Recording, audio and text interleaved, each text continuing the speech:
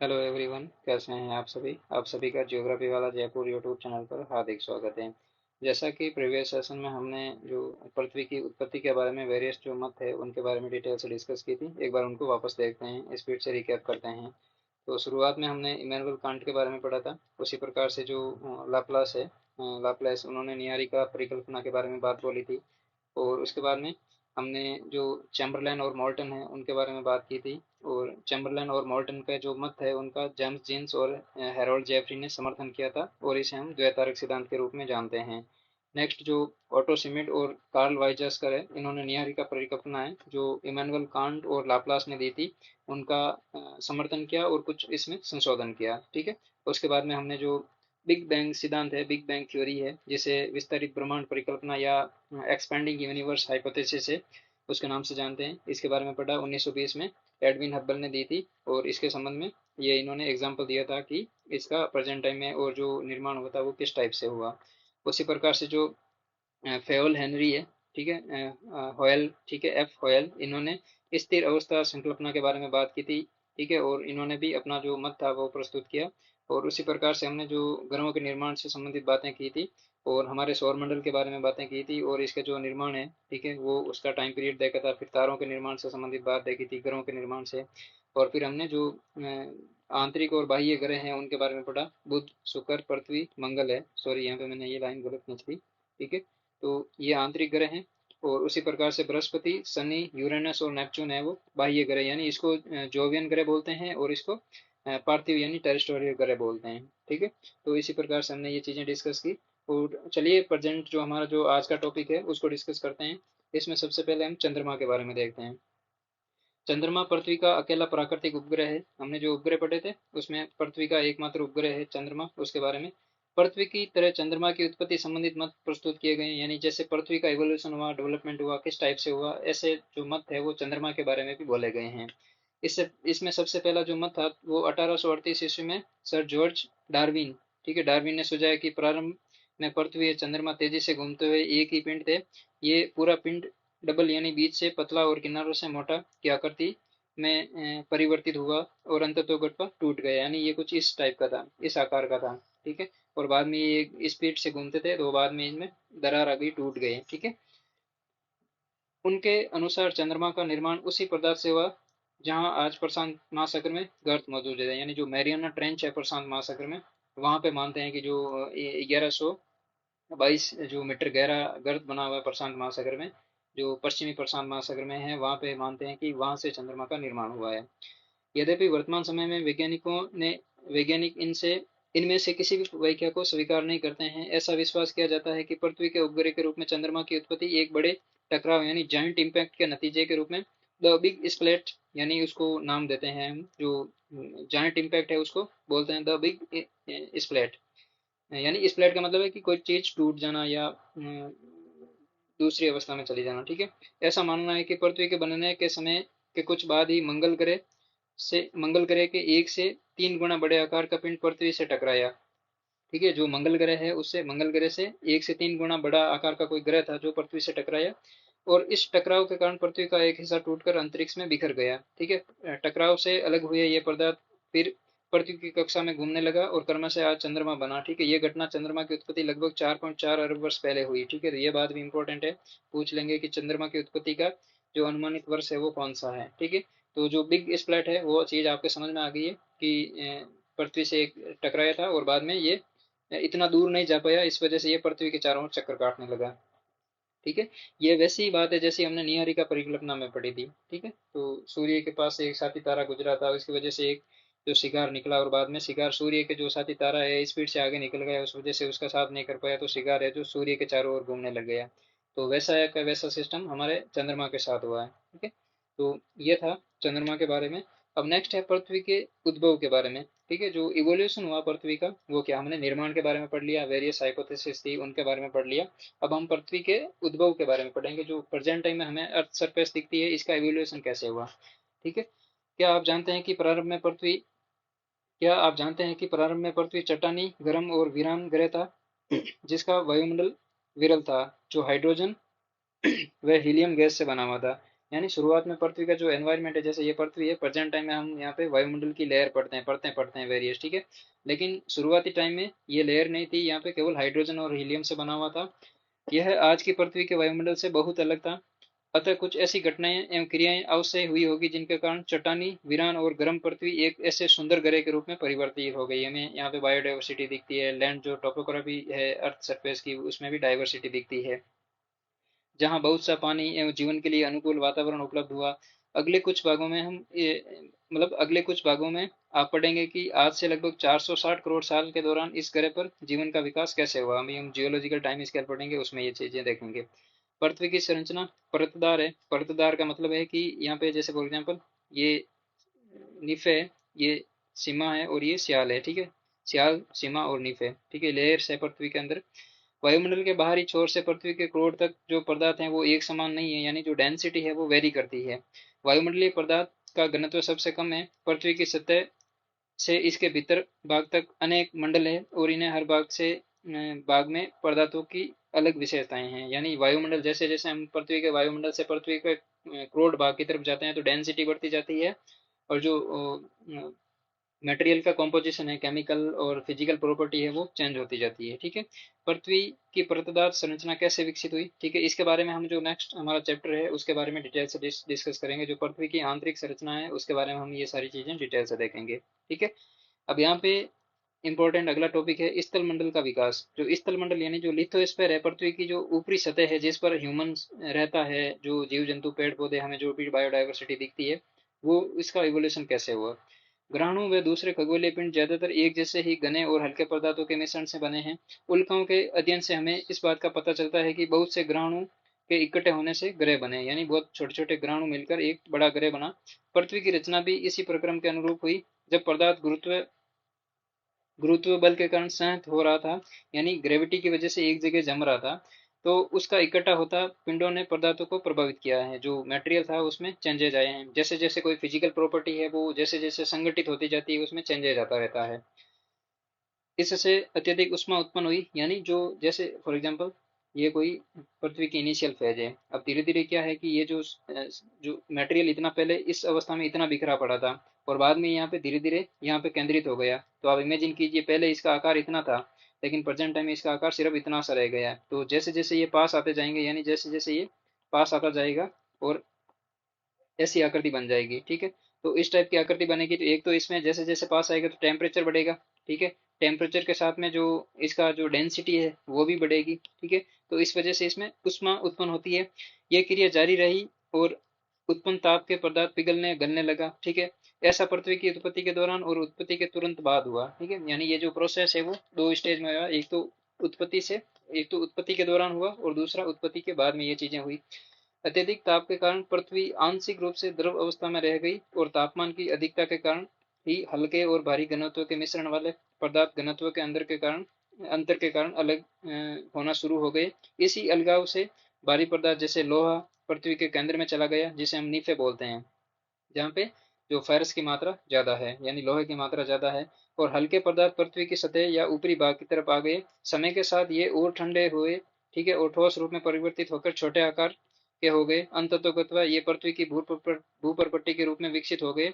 हल्के व भारी घनत्व वाले पदार्थों के पृथक होने से इस प्रक्रिया को विभेदन कहा जाता है, यानी डिफ्रेंसिएशन कहा जाता है, ठीक है। जो भारी पदार्थ है वो कोर में जमा हो गए, और जो हल्के पदार्थ है वो सतह पर आ गए, ठीक है। तो चंद्रमा की उत्पत्ति के दौरान जो भीषण संगठन, जो जॉइंट इम्पैक्ट के कारण पृथ्वी का तापमान पुनः बढ़ा या फिर ऊर्जा उत्पन्न हुई, और यह विभेदन का दूसरा चरण था। पहला चरण कौन सा था विभेदन का, जिस समय पृथ्वी का निर्माण हुआ था। और दूसरा चरण कौन सा था, जब चंद्रमा का निर्माण हुआ और जॉइंट इम्पैक्ट हुआ था, उस वजह से।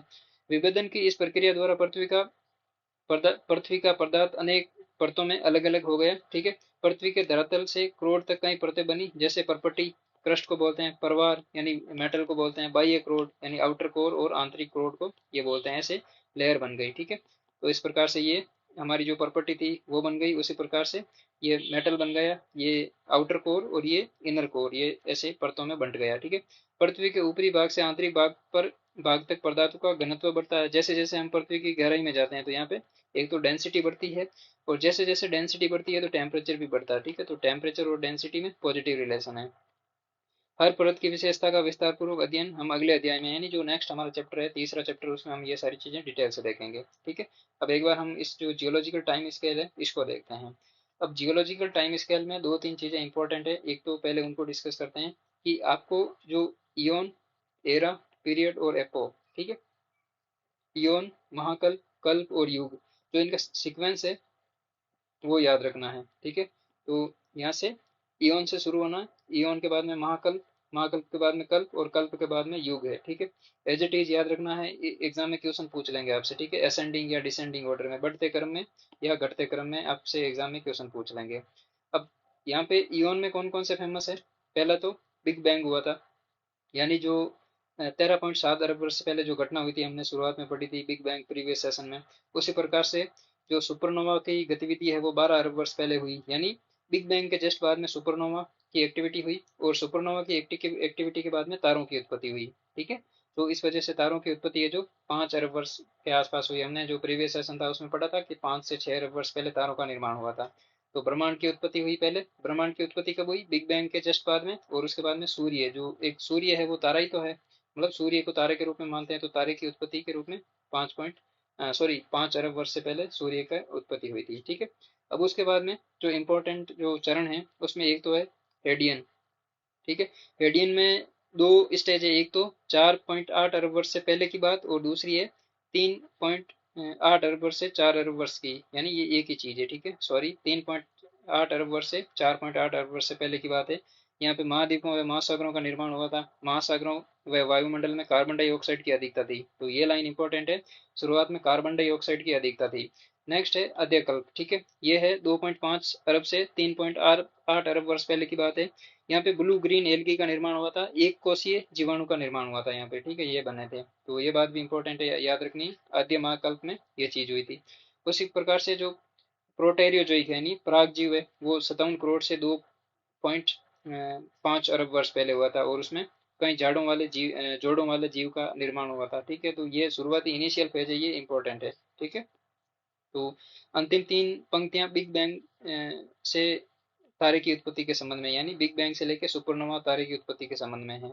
अब यहाँ से इंपॉर्टेंट जो जियोलॉजिकल टाइम स्केल है, जो भूवैज्ञानिक समय सारणी है, उसका फेज शुरू होता है, जिसमें पहला है, पहले पहले यह याद रखना है कि महाकल्प कौन कौन से, यानी एरा कौन कौन से है। तो तीन एरा है। पहला है पूरा जीव, जिसे हम पैलियोजोइक बोलते हैं। दूसरा है मध्य जीव, जिसे हम मेसोजोइक बोलते हैं। तीसरा नवजीवन है, जिसे हम सीनोजोइक बोलते हैं। ठीक है। तो जो पूरा जीव है वो कब से शुरू हुआ, यानी 57 करोड़ वर्ष के आसपास में। जो प्राग जीव है, ठीक है, जो प्रेटेरियोजोइक है, वो खत्म हुआ था। तो 57 वर्ष से लेके 24.5 करोड़ वर्ष के बीच में जो अवधि है उसको हम पूरा जीव बोलते हैं, जिसे हम पैलियोजोइक बोलते हैं। अब पैलियोजोइक में जो एक एरा है पैलियोजोइक, उसमें बहुत सारे पीरियड्स हैं। ठीक है, और जो बहुत सारे पीरियड्स है उसमें भी वापस एक पीरियड्स में बहुत सारे एपोक्स हैं, यानी युग है। ठीक है। तो सबसे पहले तो पैलियोजोइक आ गया, उसके बाद में पैलियोजोइक के बाद में मेसोजोइक है। अब मेसोजोइक कब शुरू होता है? 24.5 करोड़ वर्ष से लेके 6.5 करोड़ वर्ष के बीच में जो टाइम एरा है उसको हम मेसोजोइक बोलते हैं।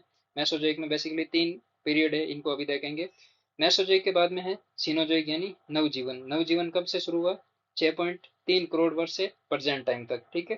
तो ये चीजें हम अभी डिटेल में देखेंगे वापस। ठीक है, तो ये बात थी इनकी जो एरा है इनके संबंध में। ठीक है। तो जो पूरा जीव है, पूरा जीव 57 करोड़ वर्ष से 24.5 करोड़ वर्ष के बीच में है। सबसे पहली बात तो ये याद रखनी है। उसके बाद में दूसरा है कि इसमें जो कल्प है, पीरियड है, वो कितने हैं?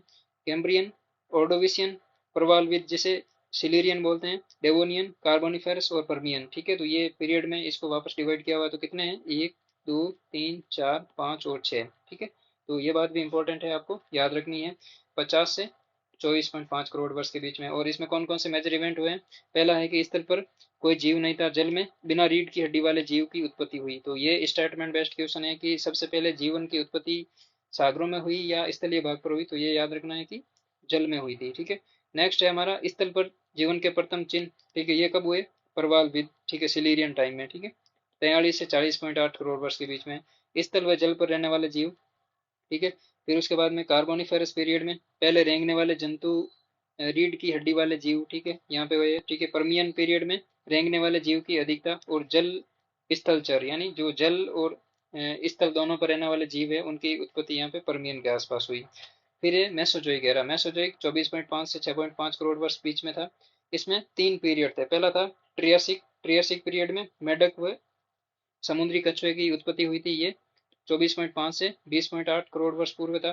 दूसरा है जुरासिक पीरियड, ये डायनासोर का युग था, 14.4 से 20.8 करोड़ वर्ष पहले की बात है। उसी प्रकार से तीसरा पीरियड है मेसोजोइक एरा का, वो है क्रिटेशियस।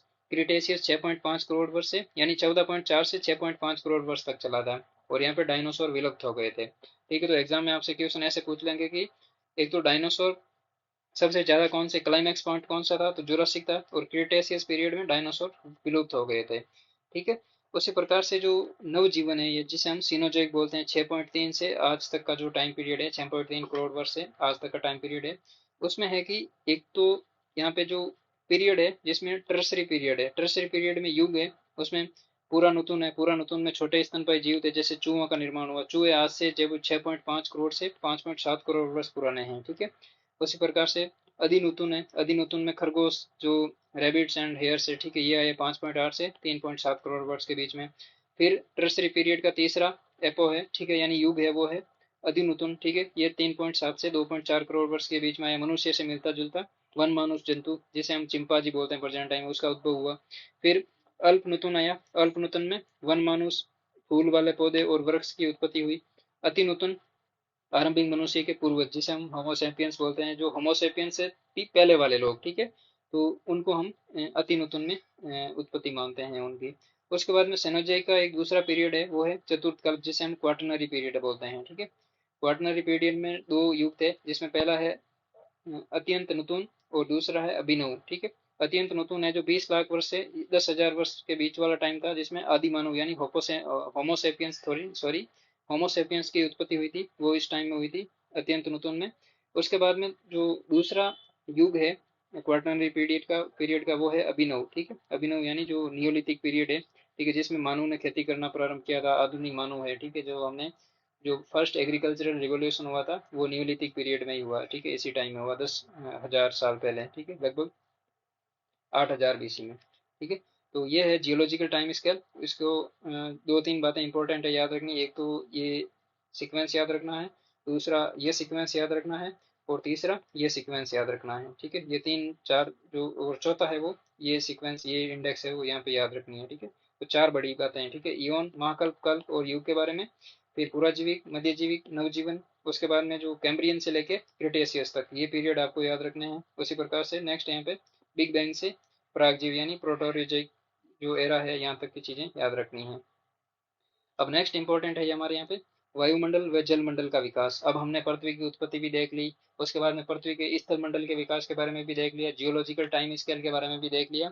अब हम जो वायुमंडल और जलमंडल का विकास है पृथ्वी पर, ये कैसे हुआ, इनके बारे में देखते हैं। ठीक है, पृथ्वी के वायुमंडल की वर्तमान संरचना में नाइट्रोजन एवं ऑक्सीजन का प्रमुख योगदान है, यानी नाइट्रोजन और ऑक्सीजन का प्रमुख योगदान है। अब शुरुआत में क्या था ज्यादा, शुरुआत में कार्बन डाइऑक्साइड ज्यादा था। ठीक है, तो प्रमुख योगदान है। वायुमंडल की संरचना व संगठन 8वें अध्याय में बताई गई है, यानी जो 8वां चैप्टर है वायुमंडल के संबंध में, उसको हम डिटेल से देखेंगे, तब हम ये चीजें वापस डिस्कस करेंगे। ठीक है, वर्तमान वायुमंडल के विकास की तीन अवस्थाएं हैं। पहली अवस्था आदिकालिक वायुमंडल गैसें का ह्रास है। दूसरी अवस्था पृथ्वी के भीतर से निकली भाप व जलवाष्प ने वायुमंडल के विकास में सहयोग किया। अंत में यानी तीसरी जो अवस्था है वायुमंडल की संरचना को जैव मंडल यानी जो फोटोसिंथेसिस का प्रोसेस है उससे संबोधित किया जाता है, संशोधित किया जाता है। प्रारंभिक वायुमंडल में हाइड्रोजन व हीलियम की अधिकता थी। सौर पवन के कारण पृथ्वी से दूर हो गया, यानी जो हाइड्रोजन और हीलियम था वो सौर पवन जो सोलर इनकमिंग रेडिएशन है उसकी वजह से पृथ्वी से दूर हो गया। ऐसा केवल पृथ्वी पर नहीं वरन सभी पृथ्वी जो पार्थिव ग्रह हैं उन पर हुआ था। हमने जो शुरुआत में आज के जो टॉपिक था उसको शुरू करते टाइम हमने पढ़ा था कि जो ग्रेविटेशनल फोर्स की वजह से जो सात ही तारा पास से निकला ना पृथ्वी, और जो जो बाह्य और आंतरिक ग्रह थे जो सिगार निकला था, तो जो आंतरिक ग्रह है उनसे जो गैसें थी, धूलकण थे, वो वायुमंडल साफ हो गया। किसकी वजह से, उस सात ही तारे की जो ग्रेविटेशनल फोर्स था उसकी वजह से। अर्थात पार्थिव ग्रहों से सौर पवन के प्रभाव के कारण आदिकालिक वायुमंडल या तो दूर धकेल दिए गए या समाप्त हो गया। ये वायुमंडल के विकास की पहली अवस्था है। ठीक है, ये पहली अवस्था कब की है, जब सिगार जो सूर्य था, हमारा सूर्य था, उससे जो सिगार उत्पन्न हुआ ना, उस टाइम की ये पहली अवस्था है। पृथ्वी के ठंडा होने और विभेदन के दौरान पृथ्वी के अंदरूनी भाग से बहुत सी गैसें और जल वाष्प बाहर निकले। जैसे जैसे पृथ्वी ठंडी होती गई अंदर से गैसें बाहर निकलती गई। जैसे हम कोई मेटल को या कोई ऐसा जो प्रोडक्ट है उसको गर्म करते हैं तो उससे बहुत टाइम तक अंदर से भापें निकलती है, भाप निकलती रहती है, ठीक है। तो वैसा का वैसा सिस्टम पृथ्वी के साथ था। शुरुआत में आग का गोला था, धीरे धीरे ठंडा होता गया और प्रेजेंट टाइम में जो ब्यूटीफुल जो लैंड सरफेस हमें दिखता है वो बना है, ठीक है।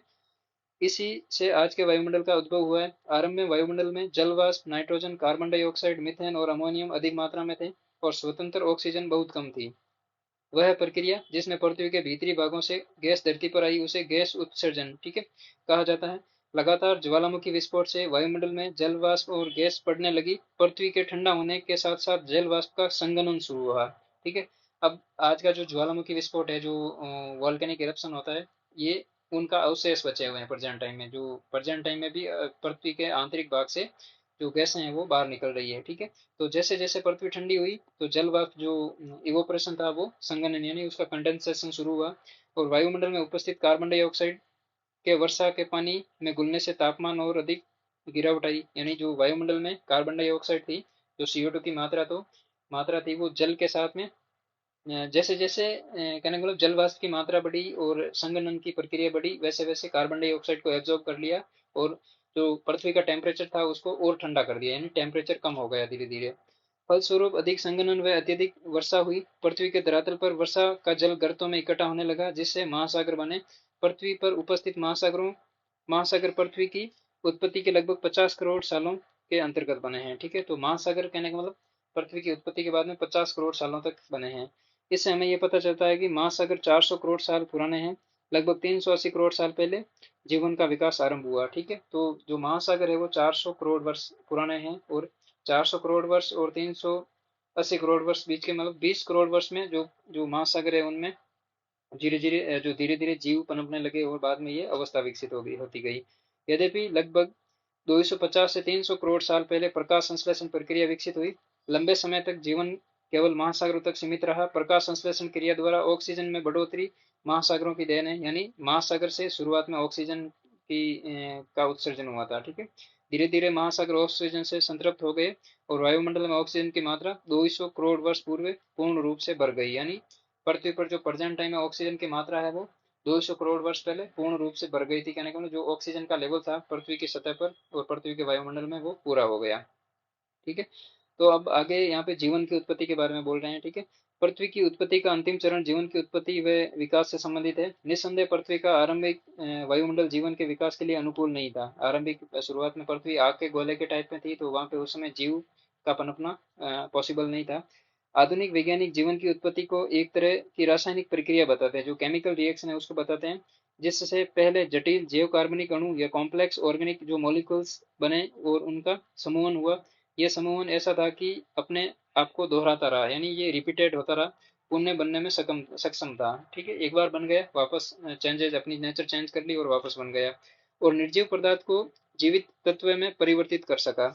हमारे ग्रह पर जीवन के चिन्ह अलग अलग समय की घटनाओं पर पाए जाने वाले जीवाश्म के रूप में मिलते हैं, उपलब्ध है। 300 करोड़ साल पुरानी भूगर्भिक सेलों में पाए जाने वाले सूक्ष्मदर्शी संरचना आज की सेवाल सॉरी ब्लू ग्रीन एल्गी की संरचना से मिलती जुलती है। यानी जो 300 करोड़ वर्ष पुरानी जो भूगर्भिक हमें सेलें मिलती है, जो चट्टानें मिलती हैं, उनमें जो सूक्ष्मदर्शी संरचनाएं मिलती हैं, यानी जो माइक्रोस्कोप से देखने से हमें वो चीजें मिलती है, वो आज की जो ब्लू ग्रीन एल्गी है उसके टाइप की हमें प्रतीत होती है। तो हम मानते हैं कि शुरुआत में जो ब्लू ग्रीन एल्गी है उसका निर्माण हुआ था। यह कल्पना की जा सकती है कि इससे पहले समय में साधारण संरचना वाले शैवाल रहे होंगे। यह माना जाता है कि जीवन का विकास लगभग 380 करोड़ वर्ष पहले आरंभ हुआ है, ठीक है। जब हम यहाँ पे शुरुआत में पढ़ा था हमने, यहाँ पे जो महासागर है वो 400 करोड़ वर्ष पुराने हैं और जो पहला जीवन का साक्ष्य है वो 380 करोड़ वर्ष पहले मिला था, ठीक है। तो यहाँ पे सेम बात यहाँ पे बोली है, ठीक है। तो नेक्स्ट है यहाँ पे कि एक कोशिकीय के जीवाणु से आज के मनुष्य तक के जीवन के विकास का सार भूवैज्ञानिक कालक्रम मापक्रम से प्राप्त किया जा सकता है। जो भूवैज्ञानिक काल हमने जो जियोलॉजिकल टाइम स्केल पढ़ी थी, ठीक है, ये वाली, ठीक है। तो इसमें ये सारी चीजें हमने डिस्कस कर ली थी, क्लियर कर लिया था, ठीक है। तो ये था आपका जो जियोलॉजिकल टाइम स्केल और जो सेकंड चैप्टर था पृथ्वी की उत्पत्ति से संबंध में, तो इसमें हमने ये सारी चीजें डिटेल से डिस्कस की है, ठीक है। तो इस चैप्टर में एक बार हम रिकैप करते हैं कि कौन कौन सी चीजें इंपॉर्टेंट है, ठीक है। अब एंड से शुरू करते हैं। तो यहाँ पे एक तो ये बात इंपॉर्टेंट है, एक मिनट, एक तो ये बात इंपॉर्टेंट है कि महासागर 400 करोड़ साल पुराने हैं और जीवों पर पृथ्वी पर जीवन की जो शुरुआत है वो 380 करोड़ साल पहले हुई थी, ठीक है। उसी प्रकार से जो जियोलॉजिकल टाइम स्केल है उसमें एक तो ये इयोन, महाकल्प, कल्प और युग याद रखने हैं। दूसरा आपको ये इंडेक्स याद रखनी है। और तीसरा आपको ये सीक्वेंस याद रखना है। और चौथा आपको जो क्रिटेशियस यानी कैम्ब्रियन से लेके क्रिटेशियस तक का जो सीक्वेंस है वो याद रखना है, ठीक है। सबसे इंपॉर्टेंट जियोलॉजिकल टाइम स्केल में ये 4 पैरामीटर है, ठीक है। उसके बाद में जो नेक्स्ट इंपॉर्टेंट बात है वो आपकी जो बिग स्प्लिट है यानी जो जायंट इम्पैक्ट है उससे संबंध में, जो द बिग स्प्लिट है वो चंद्रमा से संबंधित है, ठीक है। और जो सर जॉर्ज डार्विन है इन्होंने सबसे पहले 1838 में ये मत प्रस्तुत किया था चंद्रमा की उत्पत्ति के संबंध में। और नेक्स्ट आपका ये इंपॉर्टेंट है सौर मंडल के संबंध में, एक तो पार्थिव ग्रह और दूसरा जो जोवियन ग्रह हैं उनके बारे में। और तीसरा जो इम्पोर्टेंट जो फैक्ट है, 5.5 5 से 5.6 अरब वर्ष पहले किन की शुरुआत हुई थी बनने की। हमारा जो सौर मंडल में 8 ग्रह हैं, निहारिका को सौर मंडल का जनक माना जाता है। उसके ध्वस्त होने पर क्रोड बनने की शुरुआत लगभग 5 से 5.6 अरब वर्ष पहले हुई थी। और ग्रह का निर्माण लगभग 4.6 से 4.56 अरब वर्ष पहले हुआ था, ठीक है। तो ये बात भी इंपॉर्टेंट है, याद रखनी है। उसके बाद में जो नेक्स्ट इंपॉर्टेंट बात है वो यहाँ पे है, जो होयल है इन्होंने स्थिर अवस्था संकल्पना दी थी। उसी प्रकार से एडविन हब्बल ने जो एक्सपेंडिंग यूनिवर्स हाइपोथेसिस है 1920 में दी थी, जिसे बिग बैंग सिद्धांत के नाम से जानते हैं। और यहाँ पे शुरुआत में जो हमने पढ़ाई है कांट के बाद में लैपलास लाप्लास इन्होंने निहारिका परिकल्पना दी। निहारिका के बाद में जो 1900 में चैम्बरलाइन और मोल्टन ने जो द्वैतारक सिद्धांत है उसका प्रतिपादन किया था। और बाद में जेम्स जीन्स और हेरोल्ड जेफरी ने इसका समर्थन किया था। और जो कांट और लाप्लास की निहारिका परिकल्पना है उसमें कुछ संशोधन किया, किसने किया? ओटो सिमिट और कार्ल वाइजस्कर, इन्होंने कुछ चेंजेस किए और इसको वापस संशोधित रूप में प्रस्तुत किया, ठीक है। तो ये था हमारा पृथ्वी की उत्पत्ति और इसके विकास के संबंध में चैप्टर नंबर 2, ठीक है। आई होप आपको ये चीज़ें क्लियर हुई होगी, ठीक है। तो मेक श्योर कि आप इस यूट्यूब चैनल को सब्सक्राइब कीजिए, वीडियो को लाइक कीजिए, फ्रेंड्स के साथ में शेयर कीजिए और अपना वैल्यूबल कमेंट फीडबैक में फीडबैक दीजिए, कमेंट कीजिए। Thank you.